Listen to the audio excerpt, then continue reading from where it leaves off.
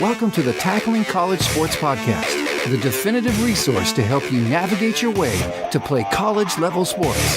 Here are your hosts, Chris Legates and Mark Franco, where they want you, the TCS Nation, to be your best.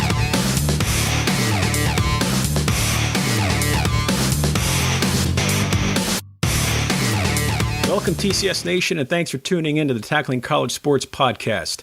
I'm your host, Mark Franco, and sitting right next to me is my co-host. Yeah, he looks like he just finished an agreeable meal at Craft Services while on set of Transporter 4, Chris Legates. Chris, what do you say today? Well, good morning, and it's a pleasure to be here, and I thank you for the Jason Statham comparison. So obviously my workouts in the weight room have paid off. Chris, today we have the pleasure of speaking with the newly installed Hartford softball coach, Angie Churchill. Angie, welcome to the TCS podcast. Thank you. I really am excited to be here, and good morning to everybody.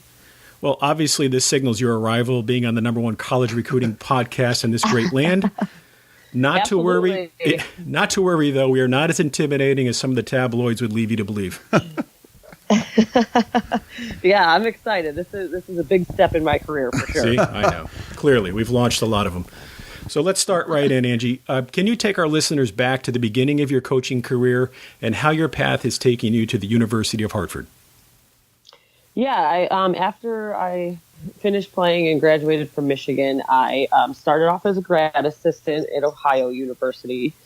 I was there a year, and then I got a full-time assistant job at the University of Buffalo, and I was there for 5 years. Nice and balmy up there, yep. Yeah, nice and balmy. And I will say it gets a bad rap because even if you watch the Bills game this past that was awesome. Sunday, it was crazy. But I was talking to a couple of my friends from Buffalo, and they're like, the city gets nothing. It's just like Orchard Park, which is where the Bills play, and the South Towns, which is a lot of the ski country, gets dumped on with the lake effect of snow. But Buffalo gets a bad rap for the snow. I will say that. But it is cold. And so after my 5 years at Buffalo, I always knew I wanted to be a head coach, and I felt like I had enough time and experience. And so I took the head coaching job, and I was also the senior women's administrator on the administrative side of it at a small Division III school called Deweyville College in Buffalo, New York as well. So I was there for 3 years and really loved my experience there, but kind of always had the envision of getting back to Division I, and kind of turned around that program. And then I took the next step and took the head coaching job at a Division II school in Georgian Court University, which is in Lakewood, New Jersey. So I was there for 2 years, and then did really well there, and took the head coaching job at Wagner College in Staten Island. Did really well there, and then I am now at Hartford, and I am very happy here. Things are going really well. Obviously, I've only been here for about 4 months now, so that's kind of how it happened in a quick nutshell. So far, so good, though. In the so 4 months. In the 4 months. Excellent. Can you maybe touch upon some of the toughest challenges in your career? Yeah, I think a few things that I've always found very challenging. And number one, kind of getting kids to believe in themselves is honestly some of the hardest things. And not only believe in themselves, because there are plenty of confident kids out there, but believing that they can compete in an elite level and then do it, and the doing it is the hard part, because a lot of people talk and a lot of people think it's easy, and you can just say like, hey, I want to be great. Hey, I want to be, a great hitter. Hey, I want to be, the starting shortstop or number one pitcher. But then putting that work into it to being that player and competing at that elite level is the very hard part, because, once school gets going and first 2 weeks of practice are always great. Anywhere I've ever been, the first 2 weeks of practice, everyone's super excited. School hasn't really kicked in yet.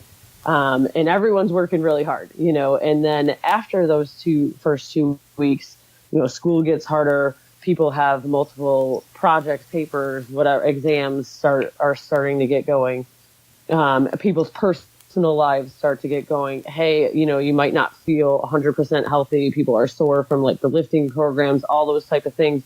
And then people, a lot of kids like tend to give up on themselves because they don't think that they can push through it. And getting kids to buy into that, and pushing themselves kind of through that like threshold of, oh, hey, I don't feel good, or hey, I'm fighting with my mom and dad, or whoever, you know what I mean?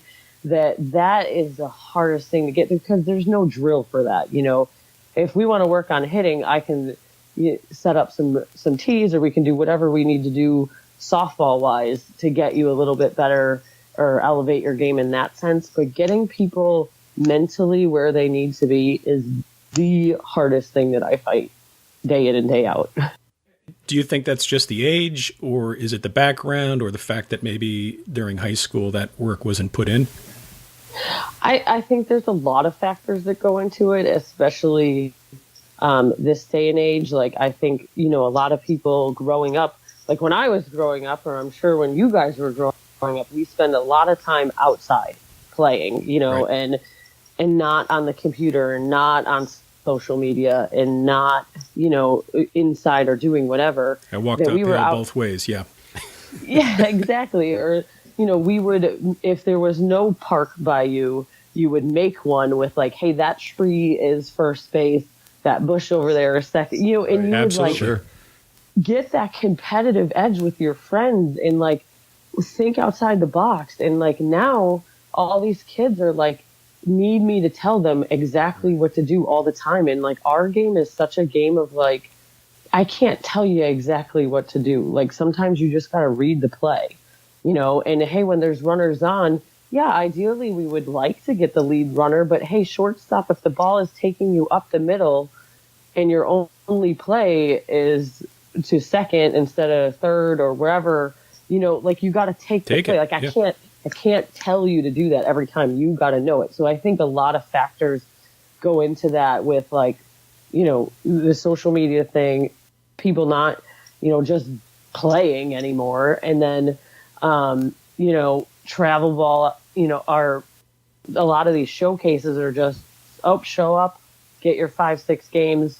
No one's a winner or a loser, and they just leave, and that takes that competitive edge out. So like they don't have that. A lot of these kids don't know how to deal with loss, or winning, or like, hey, what it was like to like fight through the losers bracket and gut it out, and get back through to a championship game through the losers bracket. Because I remember going through that, and we had to win a tournament to get to nationals. Like now you just pay your money and you're in, So right. I think there's a lot of factors that go into that. And, our game is such a game of being mentally tough that, like a lot of the faster paced games, like basketball, like you don't have time to sit there and think about, oh God, I made that error, I struck out looking. Like when you're on defense, you might not get another ball for 3 innings. So you have that whole time to sit there and think about it, and you got to let go. So great points. Chris.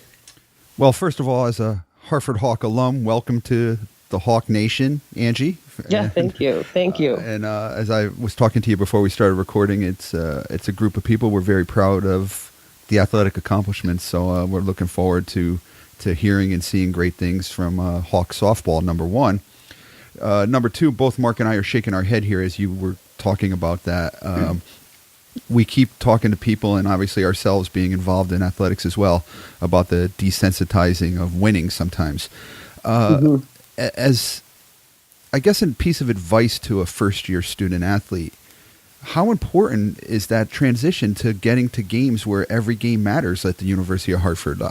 How is your now challenge a little bit different as a coach, Angie? Yeah, our goal is very, very simple, and I think it's important I think we'll get into this in the recruiting process later too, is that you have to be realistic. Like if we went into this season talking about championships and the NCAA tournament, yeah, like ideally, sure, we all would love to be there, but we're not there yet. Like last year they won 4 games. So Right. we need to like learn how to win again. And that was in the fall. That's all we talked about is winning this game. This game is the most important game. And, being mentally tough enough to handle that. Because the biggest difference that I see between the transition of high school to college ball is, and I tell every recruit that I sit down and talk to this, like, you're not going to come to Hartford and I'm not going to teach you these magical things that no one's ever heard of that's going to make you a 400 hitter. You know what I mean? Mm-hmm. Like, or field 980. Like, the game is the same. It's just faster, and you have to get through 1 through 9 every inning. You know what I mean? And on defense, you have to get every out, and people, like, it's a lot, and it's mentally challenging, and it's mentally tough because, like I said before, people aren't used to even playing full games anymore. So it's like, hey, once I find a lot of times pitchers, even good pitchers, hey, they can get through 5, but 6 and 7 are a little iffy. And hey, those are the important innings. So, Sure. You got to be able to finish the game. So we've talked a lot about, hey, just be the change this year. Be the change that we want to see moving forward. And, we can learn some of the like little X and O's things, and we can change some of our fundamentals that, we weren't very strong on. And, a lot of it was just talking mental. And we saw a lot of growth in our team just from like day one to now. We're obviously done with fall ball, but just the growth mentally for us. Sure. It was huge. And every program I've turned around, and now I'm on my 4th program, it's not that they're not good enough. It's just that, like, as much as winning and hitting is contagious, so is not hitting and losing. So, it kind of becomes who you are. And I think our kids just didn't have a lot of confidence that they could do it. And, we won a bit this fall. So, our goal is to make the America East Conference and then tournament, and then see how we're playing at that time. Because once you're in it, and anybody's got a shot to win it. So our goals are simple this year. And I think we've started to make that transition pretty clear to where they were last year to where they were this year. And even our freshmen, everybody's got a freshman learning curve, but Right. They're starting to get there. So I'm pretty excited about what the spring's going to bring for Hartford softball. Definitely. And you could see you're changing a culture, and you have to have a growth mentality. Mm-hmm. You have this vast experience as a player, Angie, and as a coach. What have you seen as far as positive and negative changes in the recruiting process since maybe even you started as a recruited student athlete, but even in your coaching career as well? Yeah, I think some of the big positives are, more and more people are playing softball. There's tons of, even different teams. There's not just like one team. There's multiple teams. So it's giving so many more people an opportunity to play softball and be a part of it and have an opportunity to play at the next level. And the talent has definitely gotten much better with that too. So, I love to see all the teams, and, all these tournaments are like full, and it's great to see young women getting involved in our sport and growing with it and loving it. So that is a huge positive. I think one of the negatives that has been a continuing negative for a while now, it has been just kind of overbearing parents. Mm-hmm. And I don't mean that in the sense of like, oh, people don't care about their kids or don't want to be involved. But we could spend this whole time talking about how, parents freak out about the recruiting process and get completely crazy about it. And it can be very, very overwhelming, and then ruin it for an opportunity they have, because a lot of the coaches talk, and, if I had a bad experience with a certain kid, and then they're going to another school that, I'm pretty good friends with the coach, like, they'll call and ask, because, the recruiting process isn't a secret. Like, everybody knows who's recruiting who. Sure. And, if you have an overbearing parent who, just is like always in your face and always like calling and emailing and all this stuff, and not letting their kid go through the process, that's the number one determining quick no for a coach. And Sure. And it's sad because I understand that parents are passionate about their kids and want them to get but you gotta let the process play out. You gotta let your kids be the ones to go through the process. You can be supportive in that process and help them along the way, but don't do everything for them. Right. Because I'm not recruiting you, the parents, to play for me. I'm recruiting your kids. So, and the family as a whole. So, when I'm recruiting you to be a Hartford Hawk, yes, hopefully, recruiting the whole family and you're a lifetime Hawk and we want to celebrate that, and that's great. But I see so many times parents ruin it, or moms or dads that are screaming at their kids during the games or the coaches. And I'm like, oh boy, no one wants to deal with that. With the way that the generation's kind of changed, Angie, and the way that the game has changed, as you've just mentioned as well, what is the role, and is there a role, not only in the recruiting process, but is there a role for the coach and the parent to have a synergy as well now in college? Yeah, I think so. And, it's not that, coaches don't want the parents involved at all, but I think there's going to be kind of two phases: the recruiting phase and having kind of that relationship, and then phase two being when your kid gets to whatever school they go to, then that relationship that you have with a coach. And, because I've had a number of parents, ask me in the fall or come up to me, after games and say, hey, we'd really like to tailgate during home games. Would you be okay with that? I am 100% on board with people wanting to tailgate and get involved and be a part of the process of game day. That's great, and it gets people excited about game day, home games especially. Yeah, have that, and for the recruiting process, which I think is the most important process, you be a support system for your kid, and you can help them research schools. You can help them write questions on visits. Parents can ask questions on visits. Just don't ask all of them. Have your kids have some questions prepared, because every single visit you'll go on, a coach will ask you, what questions do you have for me?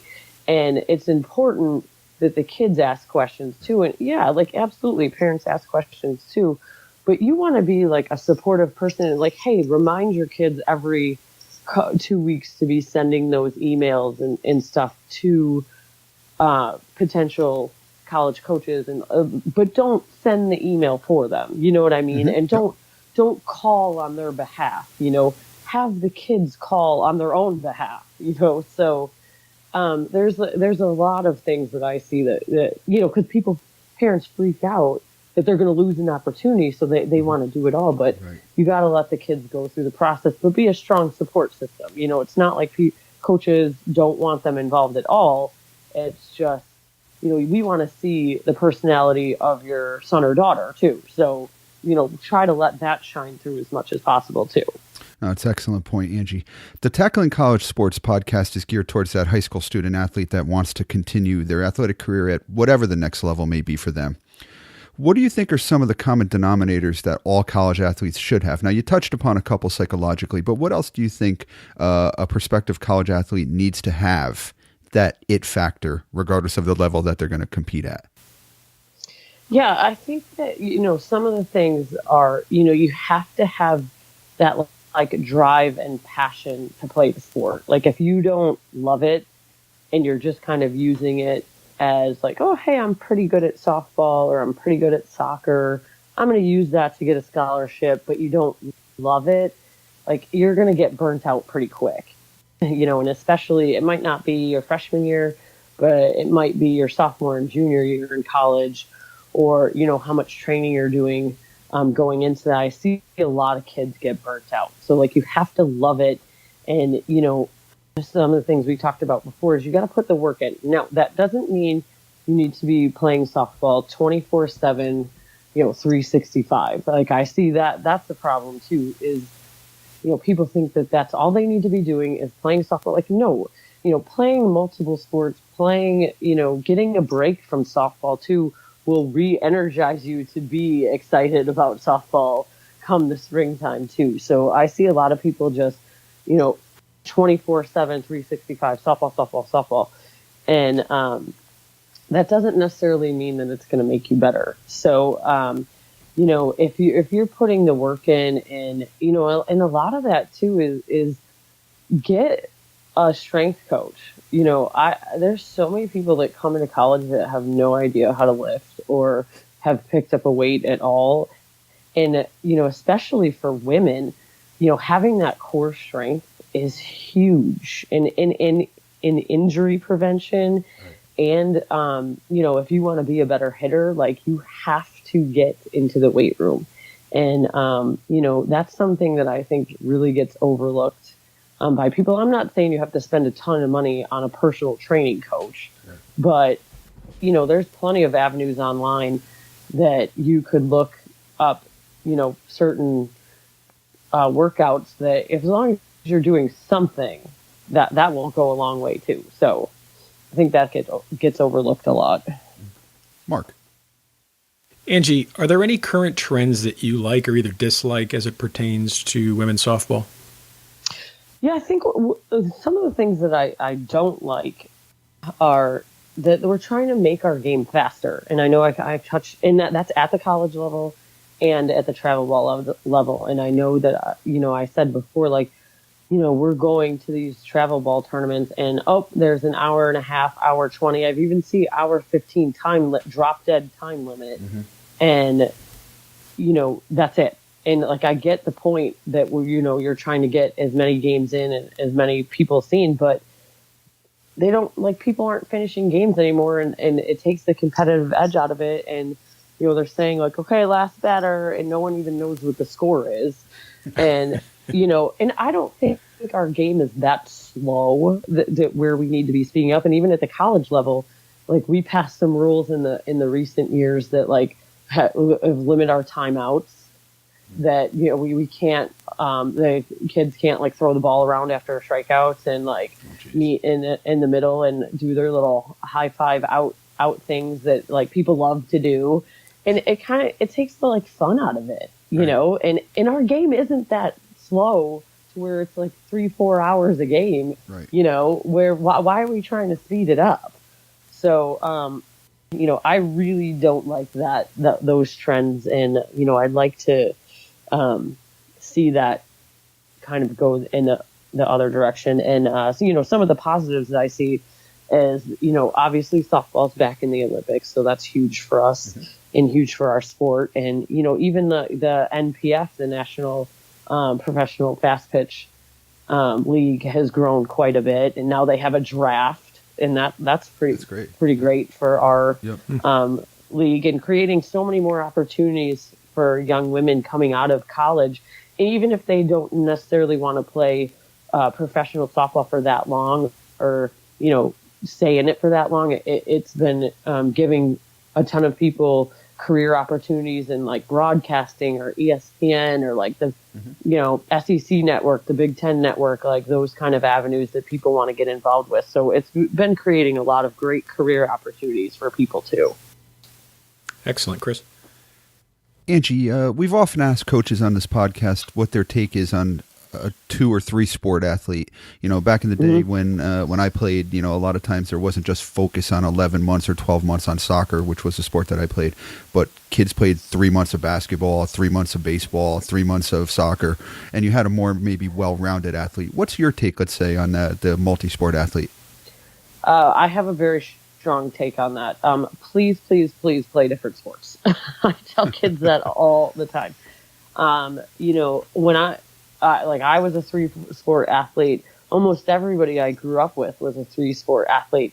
One, I think it gives you, there's way more pros than cons to it. And I know some of the biggest things that people worry about is, what if my daughter gets injured playing soccer? You can get injured walking down the street. You know what I mean? Like, you can't put your son or daughter in a bubble and be afraid of injury. You know, it could happen doing anything, you know, so don't not play another sport because you're afraid of getting injured. Yes, I know that is a risk, and you do risk that. But there's so many more pros. Like it develops all of your muscles. You know, I think any of us can say, like, if you don't do something for a while and you're only focused on one area, and then, hey, you go play basketball, you're like, oh, wow, like I never knew I had this muscle. It's so sore, you know, that it helps develop your body, which actually will help injury prevention, you know, and plus, like I mentioned before, if you play, you know, even one other sport, if you play soccer in the fall and then softball in the spring, you're going to be excited to get to softball, you know, instead of just, or volleyball, or what, you know, name the sport. It doesn't matter what other sport you play. But it gets you that, like, refreshing break. And that's not to say, hey, you could be going to hitting lessons a couple times a week to stay fresh and be working out what you need to work on. But it's not softball 24/7, no other sports. I'm a big believer in multiple sport athletes. And I've had a number of parents ask me, like, hey, is it, you know, would you have a problem with, you know, Susie running track? No, great, especially track. Yeah, great, go ahead. Like, get faster. Forever told a parent, no, don't play another sport because we don't want them to get injured. Go play volleyball, go play basketball. Please, you know, do not be afraid to have your kids play multiple sports. Right. When we talk about the recruiting process, Angie, when do you think, it should begin for a student athlete? And what do you think the best ways to contact coaches are? What would you recommend the do's and don'ts, let's say, of that process should be as far as contacting is concerned? Well, I think your freshman year in high school, like, you need to start getting a plan together. And by that, I mean, start figuring out, like, do I want to go away to school? Do I want to stay close to home? Like, and you're not it's not going to be the final answer, because I tell people all the time, like, oh, there's a lot of people that, you know, when I was coaching, say at Wagner, was in the city, you know, we were in Staten Island, but the city, you know, everybody's like, oh, I want to be in New York City. I was like, well, you should probably come visit, because some people think that, and then they get, like, very overwhelmed by the amount of people and then realize that they want to be at, maybe they love it, or they want to be somewhere else, or, like, hey, the size of school, like, a lot of people think, hey, I want to go to a huge big time university, and then they go and there's 30,000 people on campus, and they get super overwhelmed and, you know, lost in the number. And they realize that, hey, I don't want to do that. I want to go to a much smaller school. Or, hey, they love it, and that's great. So start getting your plan together, and then start going to see schools. Like, in your freshman year, you should start to develop a plan. And then by your sophomore year, that's when you really need to start getting on the radar of some coaches. And by what I mean by that is start to reach out to coaches. Now, also start to educate yourself with the rules that, right, you know, you can email me your sophomore year, but I can't contact you back. But, you know, your summer coaches can do a lot of the kind of that middle work for you. And, well, as of right now, and unless they start to change rules, but your freshman and sophomore year, you really want to, like, get your plan together, start getting your name out there, start getting your name on some radars of, like, schools that you're interested in. And during that process, you might take some names off your list. You might add some names to your list of, like, schools. So really freshman and sophomore year is, like, some big planning, starting to get your name out there. And then your junior year is, like, your crucial year. Because if you're not seriously talking to some coaches and going on some visits at that point, it's starting to get late into the process by your senior year, because, and that's unfortunate. And I hate to say that, But that's the reality of the situation because, by the end of your junior year, if you don't have some serious either offers or contenders in that mix, like it's going to be tough, because the recruiting process has sped up quite a bit nowadays. And part of it too is if you're the type of person that sees yourself playing in a big Power 5 school, then they better be calling, you better have some sort of interaction with that coach your sophomore year, because that's where those schools are recruiting at that point. So, it kind of depends on where you're looking, where you think you are, being realistic in what you want to do. Not everyone can play at a huge Power 5 school. So I think, having that realistic expectation, and I'm not saying don't shoot for that, but don't put all of your eggs in one basket either. Like have a plan, and at some point you should narrow it down to, a top 5 or a top 3. And hopefully you're talking to some of those schools. But some do's and don'ts that I see in the recruiting process is, you want to have consistent contact with coaches and be sending them your schedules, but also don't email them every day. Over emailing. There's been times I've had a kid email me twice a week, every week for the past year. And I'm like, okay, like it's a little overwhelming for us too. So you want to find that balance between consistent contact and consistently, being in the recruiting process, but don't overkill either. Mm-hmm. I would say one email every couple weeks is definitely good enough. And then once you get close to when you're in the summer and you're playing in tournaments, you can send an email a week with your schedule, right? And saying, here's my schedule. Here's the games we're playing at. These are the fields we're at. Would love to have you come see me play, something pretty simple. It doesn't have to be a long-winded email every time either.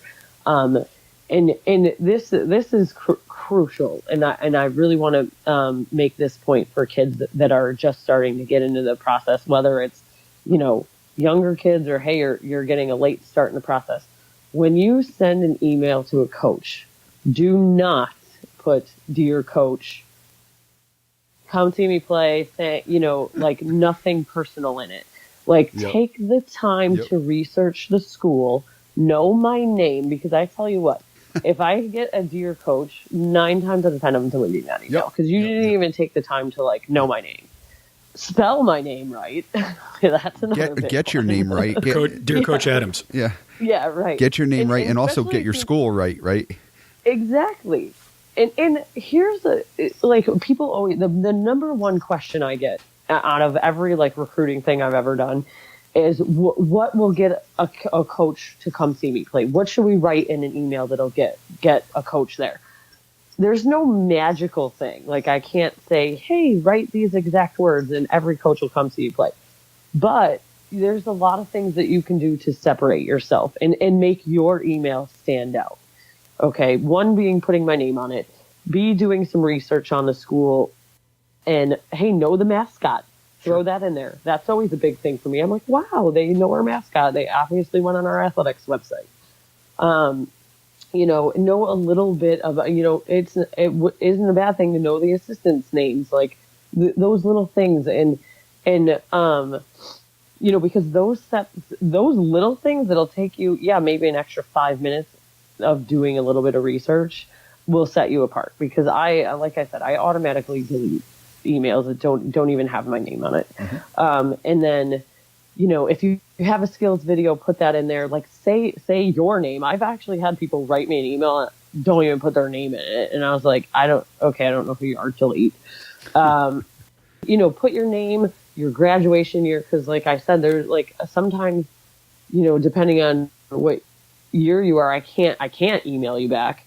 Put your position, high school, GPA, just simple stuff that, hey, right off the bat, I know enough about you to then, okay, can I email you back? is that a position we need, like X, Y, and Z? And that, because then if we don't need, a third baseman in that class, like I'm going to tell you right off the bat, like, hey, we're not really recruiting that position. So then you can start to, like I said, okay, that school's off my list. Like I'm going to put more of my effort in recruiting into a school that like really needs me, so and I can tell if you copy and paste an email, That's I mean? I was just going to say Geez, that. Yep. do not do that. Yep. And here's the thing, take the 30 seconds to reread it. So, drives me crazy that, we're putting in a lot of time, and I know these kids are putting in a lot of time in the recruiting process.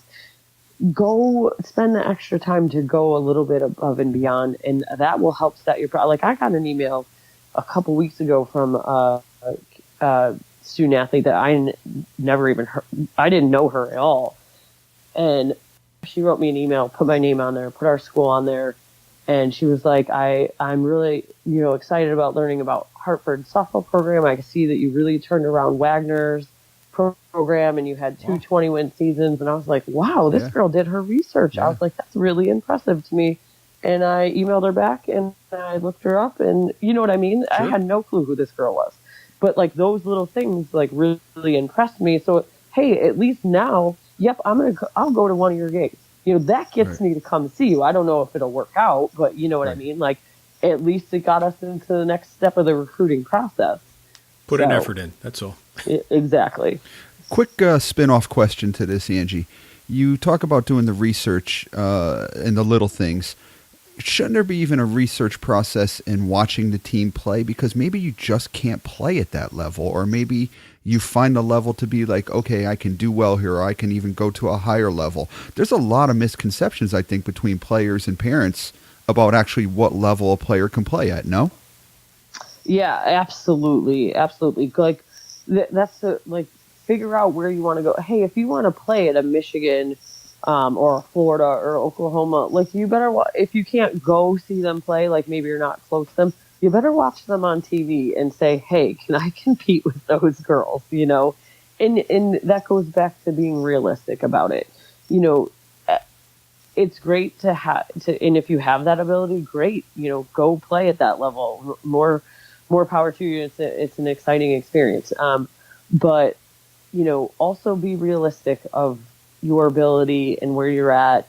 And, if you can't be honest with yourself and where you see yourself at, and even in summer ball, like knowing like who you're playing, like, oh, a lot of these girls are going to play Division I ball, doesn't even necessarily matter Division I.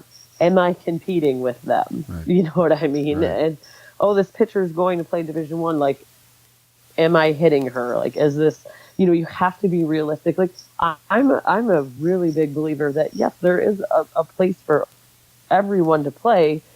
It might not be Division I, might not be Division II, or whether it's JUCO or NAIA. Like, there is a place, but you've got to put the work into knowing where your ability fits in, where you can see yourself playing.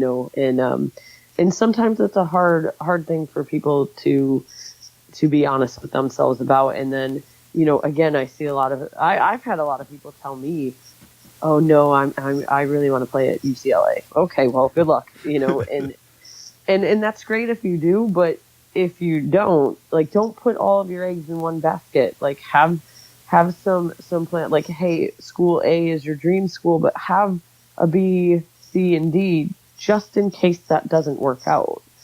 I've seen that happen a lot when people put all their eggs in one basket and then it doesn't work out.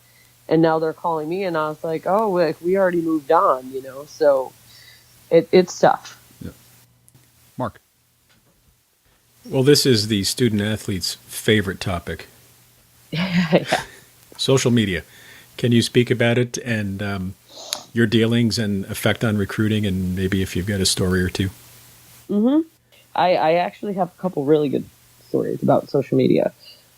Social media can be a great tool, and it also can be another immediate no factor for people and for coaches, because a lot of us look on your social media pages. A lot of us go on there and see, what you're posting, and, because a lot of the times, like, in the conversations that we're having or visits we're having, like, it's hard to really get to know a person, like truly get to know someone in the, handful of meetings that we have together. And so a lot of people will have their like assistants get on social media and see what they're tweeting or posting, or, there's so many social media outlets now with like Snapchat and Instagram and, all these millions of different things that, it can sink your ship if you're not careful what you're posting on there. Right. And I'm not saying like, oh, don't be you, but just really be careful what you're posting and putting in pictures you're putting on there, because, you're representing yourself and your family on there, and people want, a lot of coaches recruit the person over the athlete. You know what I mean? So if they know that you're a great athlete, but find out that you're not a great person, they will walk away. Mm-hmm. A lot of coaches, not every coach, sure, but a lot of coaches will walk away from that. Because it all starts with getting good people. And, like I said before, it's hard to kind of get to know that in the recruiting process. I'll give you a perfect example of it.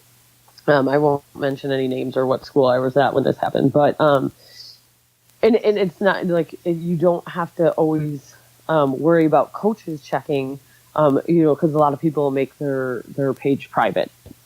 And they don't want people to know, which is fine, but it's not, you don't always have to worry about coaches. So, in a previous institution I was at, we were recruiting a young woman, and she was verbal. Signing day was coming up in her senior year. We had been in contact with this girl for a while. And, one day I got me, my AD, and our president all on the email. Got an email from an anonymous person with a screenshot of a picture that she had posted, and it was a picture of her, giving the middle finger, and in her post had said some like not great things. Sure. And I was like, oh God. Mm-hmm. So I called her, and, come to find out, to make a long story short, like her dad happened to be a summer ball coach, and some people were not treating him very well and like not paying their bills type of thing to the dues of the organization. So she was really upset at what people were saying about her dad. So she posted that picture, and, people got mad. So the person that sent us the email was like, just want to let you know what type of person you guys are getting in your program. Wow. So I called her. Yeah. And I'm telling you, like, I didn't see it. I didn't know. It was on Instagram, and she had taken it down already.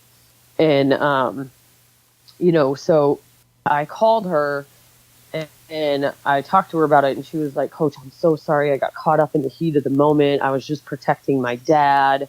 People were treating him not right. And I totally get it, and I couldn't imagine being a summer ball coach. And Chris, I know you are, so sure. I'm sure you deal with a lot of that kind of thing.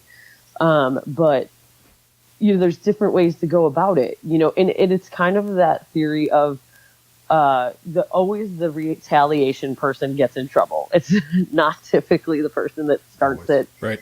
And so I had talked to her about it, and I had to have a meeting with my AD about it, and, asking about this kid. I mean, it all ended up working out okay for that kid. And, we obviously, we still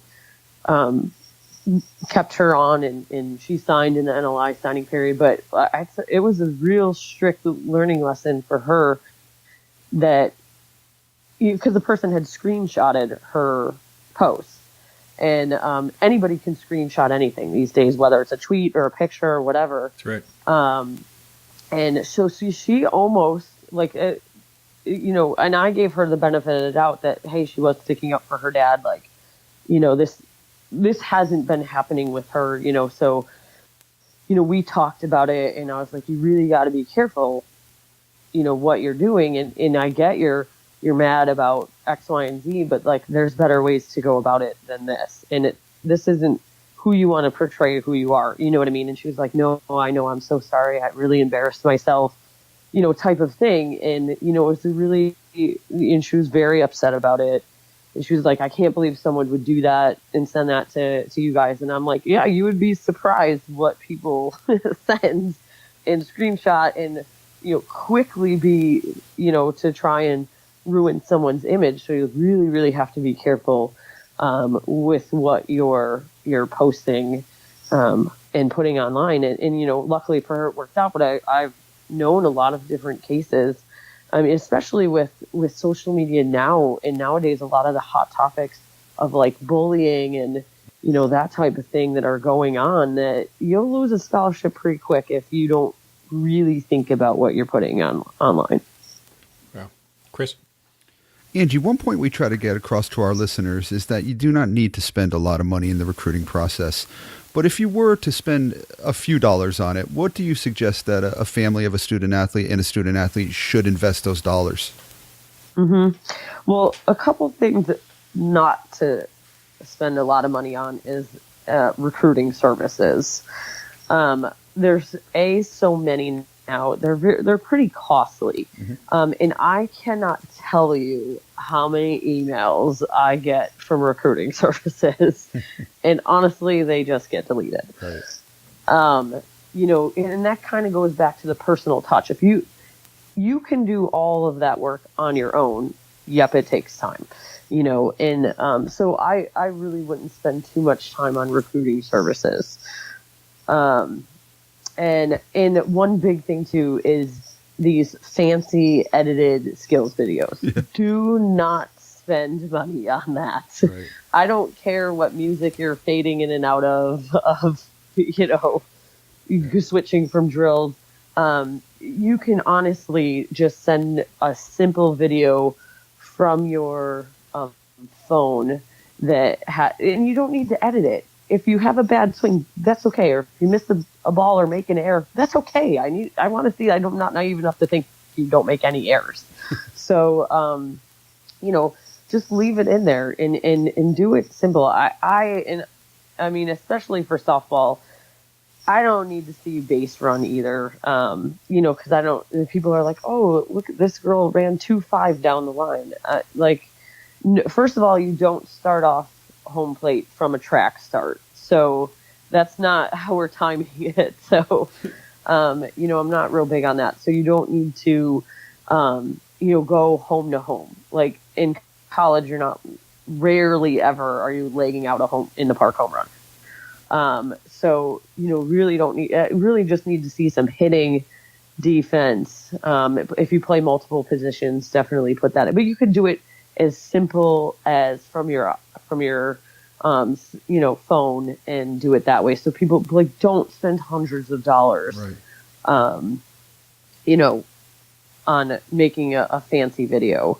And then, honestly nowadays with how the NCAA is restricting some of the rules and regulations of recruiting, spend your money on camps and clinics. And I'm not just saying that to promote people coming to our camps and clinics, but that's a perfect way for you to get one-on-one pretty much with a coach and showcase you and be in a small environment, and not at a 200 person, team summer league or tournament, where I may or may not be able to see you. So, if you go to camps and clinics, it's a great way to get to know the campus. It's a great way to get to know the team and the coach staff and showcase your skills in front of a coach. Yeah. I mean, don't go to 100 or 50, but pick, 3 to 5 and go to them, and, so that's a good investment, to do. And I wouldn't even say a lot of the, it depends on, there's a lot of pre-clinics to tournaments too. Mm-hmm. I would look into there's some academic ones. If you're a high academic kid, that would be a good one to go to, because a lot of the high academic school and Ivy League schools go to those. So, depending on where your son or daughter is in those camps, put the money into that. That's interesting. I've never heard of those high academic camps, but that's in softball, they're very big. Great idea. Well, Angie, you've played at Michigan. You've coached big games in your life before, but nothing will compare to what's going to be right in front of you here in the getting to know you portion of this interview. Mark has worked very hard to compile 10 questions that will get our audience to know you just a little bit better. Mark. Yes. Let's cue Miss Andrews. Getting to know you, getting to know all about you. I don't get tired of this song. No, never. Getting to like you. Okay, let's fade her out. Angie, if we were to search your phone, what would be the top 3 played songs or artists? Well, it is the Christmas season, so It is. I'm definitely listening to a lot of Christmas music right now. And who doesn't love a great Mariah Carey Christmas album? Sure. Absolutely. So definitely that. And I'm a big Sarah Bareilles fan. So you will find a lot of her music on my phone as well. And honestly, I know this will be a little weird for some people to hear, but I am a big Kesha fan as well. Oh, okay. There it is. Okay. She's got a lot of great songs out right now. Sure thing. Number 2, who is the most famous person you have in your contact list? I think it kind of depends on who people think the famous part of that is, but I mean, obviously Hutch. Is, Outside of us, I mean, go ahead. yeah, you guys for sure. And then, Hutch is probably my most famous person in my call list. Excellent. Number 3, do you have a favorite quote? I actually have 2 favorite quotes. Well, let's hear 'em.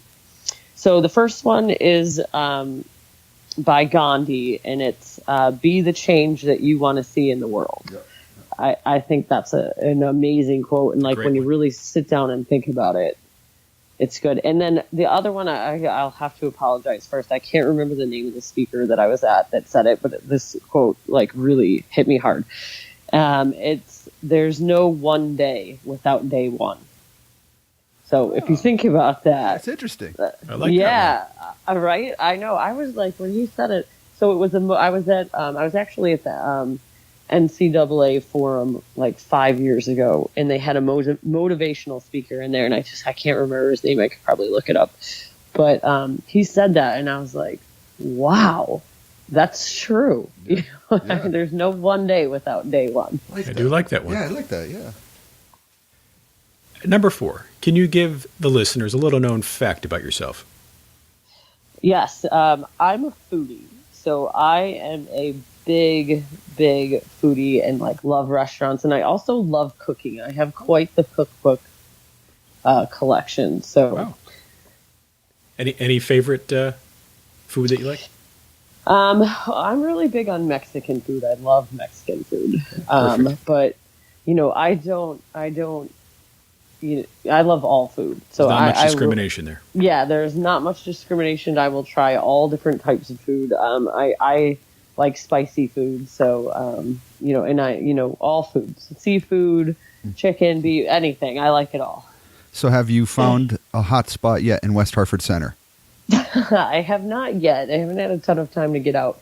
But there is so Bar Taco. Yes, that's what I was just going to say. Yep. Everybody's been talking about that, and I have not been able to get out there yet. But that's probably going to be my number one spot when I have Definitely time. worth it for sure. And number 5, who's been the biggest influence in your life?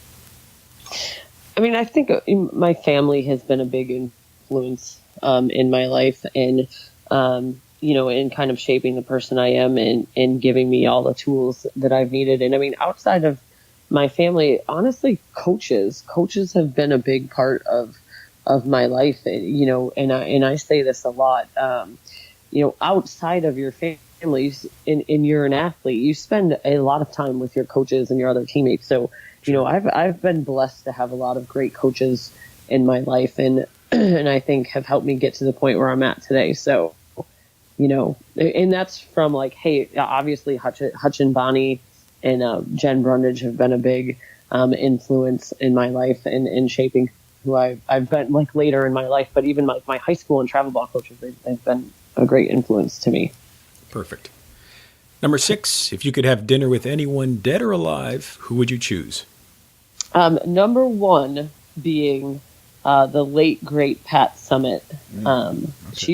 I loved watching Tennessee women's basketball growing up. So her, definitely. And number 2 would be a young Muhammad Ali. Like I would love, like in his heyday when he was like, loved to talk, confident, I would love to sit down and have dinner with him and just hear what he have to say. And then 3 being Gandhi for sure. I think that, that would be a great one and kind of on a different spectrum of things. So I think it'd be great to do that. Yeah. I love the Ali Cosell stuff. That's some great TV. It's great. Yeah, right. Favorites. Love it. Let's see. Number 7. If you weren't a softball coach, what do you think you might be doing? Definitely sports marketing for a professional team. I got my degree in sports management and communications, and before I decided I wanted to coach, I did a internship with the White Sox, even though I'm a diehard Cubs fan because I'm from Chicago. Oh, wow. I know, but it was a great experience, and so I think I would have done marketing or something for a professional team. Perfect. And question number 8. What is one thing you believe that others might think is crazy? Well, I think people outside the sports world probably think, like a lot of athletes and coaches believing in sports karma. Like, oh, we have a no-hitter going. Like, oh, you cannot say that. You cannot talk about it during the game. I think probably people outside of athletics probably think that that's super crazy. So you have a Kesha playlist when you're on a winning streak, so on. Yeah. All of our like rituals, like See? Yes, absolutely. You cannot change when you have that lucky pair of socks. Yep. You will wear them. You know what I mean? Yep. If we're on a wing streak and I'm wearing a certain pair of shoes, though, I will be wearing them until we lose. Well, this plays naturally into question number 9, and that is, what is your morning ritual? My morning ritual is hit the snooze about 2 times. Two's not bad. Okay. Yeah, I'm not a morning person, so I at least hit it twice. And get up and, immediately brush my teeth. And then while brushing my teeth, I immediately start the Keurig to make some coffee. So, and I do have a really, really cute yellow lab. So feeding him and walking him is on the top priority list. I can understand that. And lastly, what book are you currently reading or have just read? So I am currently reading a book called Toughness, Developing True Strength on and Off the Court by Jay Billis. Oh, yeah. And, We're trying to get him on. Oh, yeah. He's probably after me. So you can, you can tell If him. you've got any pull there, we've been tweeting Yeah. nonstop to him, so we'll see. Yeah, I'm big on all of those sports toughness books and mental toughness and all that. I love it. Like I've read all of Pat Summitt's books. I love that kind of stuff. So I read a lot of those. They're great. Yeah. Well, that concludes it. Wow. You handled that with the greatest of ease, Angie. Boy, just grace under pressure, a lot of poise. Doesn't sound like you need a drink or a towel right now, so we're pretty proud of you because a lot of coaches have folded under that line of questioning. I think this is appropriate. You knocked it out. Yep. Knocked it out of the park. So, yes, we have seen many coaches definitely fold under that line of questioning, Mark.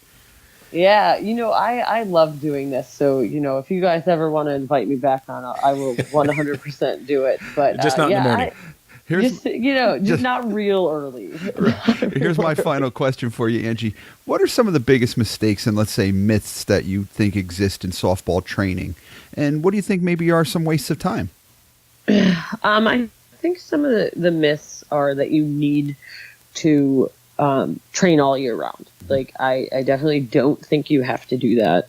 I think people get caught up in the, I have to have a hitting coach, a defensive coach, a X, Y, and Z, like all these like super specific coaches. Now, if you're a pitcher, for sure, you need to have a pitching coach, but, you don't need to do that. I think, and we touched on this a little bit before, is that get in the weight room, get into something that helps your speed and agility, because hey, especially if you're an outfielder or an infielder, your path, your angle to the ball is a big determining factor. I always tell our kids, within the first 2 steps determines whether you're going to catch it or get to it or not. It is tough to make up ground if you read the ball wrong in those first 2 steps. So, put your time into speed and agility, getting stronger. And yes, go to some hitting coaches, especially if you don't necessarily know, or you're not sure what you should be doing. For sure, go to that, but don't spend all of your time on that either. Your body needs a break. Once you kind of learn what you need to do and what you're good at and what you need to work at, focus your time on that, and you don't have to spend a lot of time and money into always getting lessons and that kind of thing for specific positions. So and outside of pitching, I see a lot of people waste time on that. So excellent.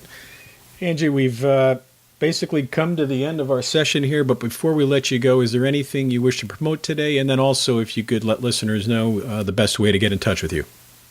Mm-hmm. Well, first and foremost, like one thing that I want to promote that has nothing to do with like me or Hartford softball is just like be kind to each other. There's a lot of just negative things out there, sure. And it's easy to get caught up in that. But, just be kind to one another. And, going back to that super old saying, is, if you don't want it done to you, don't do it to somebody else. So that first and foremost, but, just kind of promoting, Hartford softball too. I'd love to see, people, come to our games, kind of see the new look Hawks that we are going to put out in the spring. All of my information is on our website. So if you just go to the Hartford Hawks athletic page, my email's on there, my office phone is on there. And I have Twitter and all that, but I'm very hit or miss on my office line. So email is the best way to get a hold of me. Right. Go Hawks, by the way. Go Hawks. Yes, go Hawks. I'm very happy to be a part of the Hawks family. Excellent. Once again, we appreciate your time. Angie Churchill, the newly installed women's head softball coach at University of Hartford. We appreciate your time. Yeah, thanks for having me. And for those at the TCS Nation, our contact info on the web is tacklingcollegesports.com.